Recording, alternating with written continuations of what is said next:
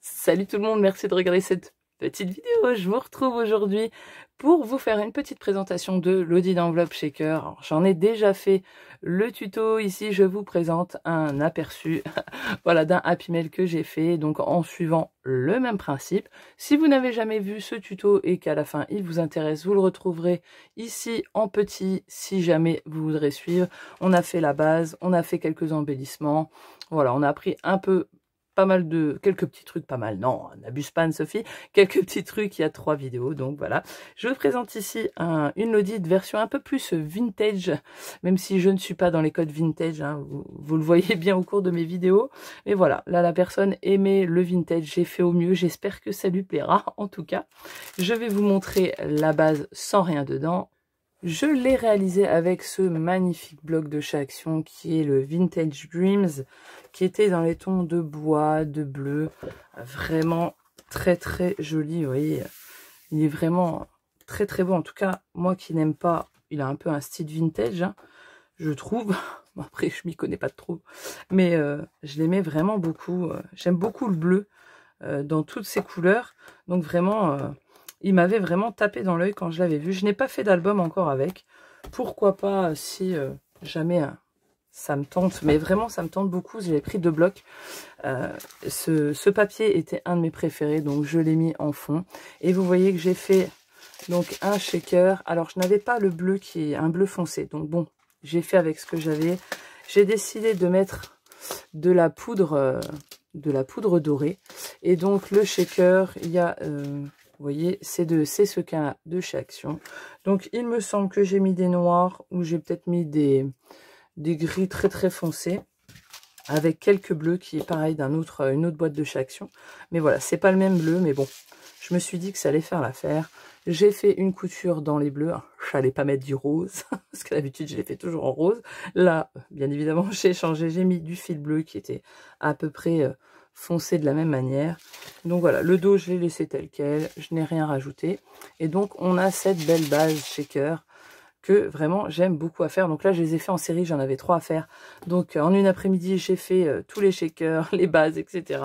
Et puis j'ai enchaîné les coutures, et donc j'ai fait quelques petits embellissements. Donc vous avez une grande poche et une plus petite.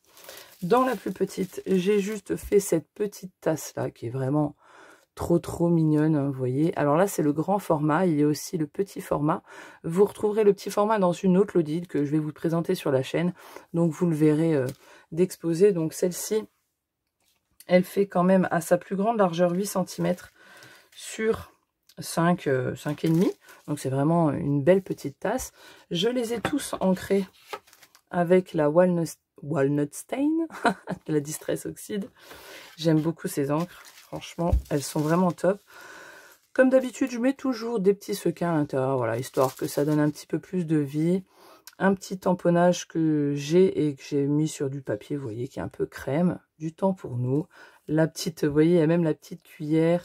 Donc, ceci se rajoute. L'anse, c'est un morceau qu'on peut rajouter aussi par au-dessus. Et c'est vraiment super sympa. Donc, moi, je me suis servi de mes chutes, hein. Vraiment, à chaque fois, j'utilise au maximum ce que j'ai. Donc voilà, une petite tasse plutôt sympa. Je vous reprécise que tous les dies qui seront utilisés ici, d'ailleurs quel que soit le projet, en général, si j'ai toujours les liens, normalement je les retrouve à chaque fois, je vous les mets en barre d'infos. Donc si jamais ça vous intéresse, ce petit dies là, vous aurez le lien AliExpress qui sera dans la barre d'infos.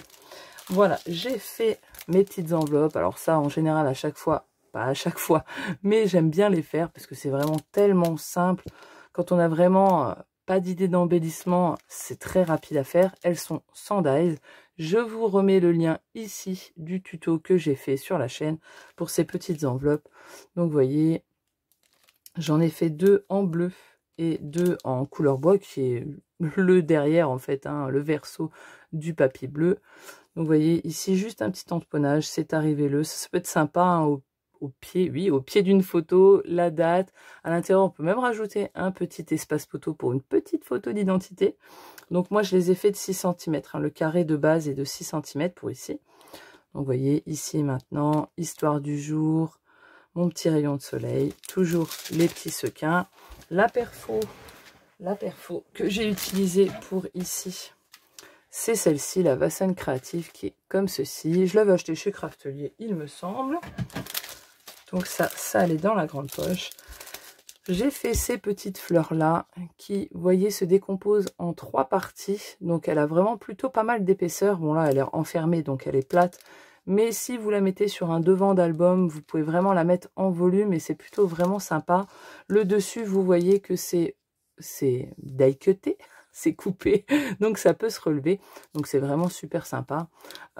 Donc, le lien, pareil, je le remettrai en barre d'infos. Ici, ça vient aussi d'AliExpress. Par contre, ça, le lien est tellement loin que je ne pourrais pas vous le retrouver.